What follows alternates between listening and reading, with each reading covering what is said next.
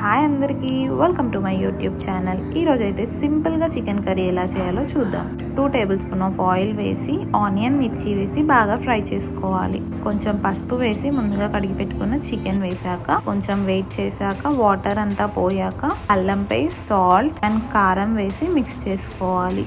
ఒక 2 to 3 minutes ఆగాక kaju and tomato paste grind చేసుకొని వేసుకోవాలి. అది కొంచెం ఫ్రై అయ్యాక dhania powder and hot water పోస్తే బాగుంటుంది. హాట్ వాటర్ చేసి వేయండి.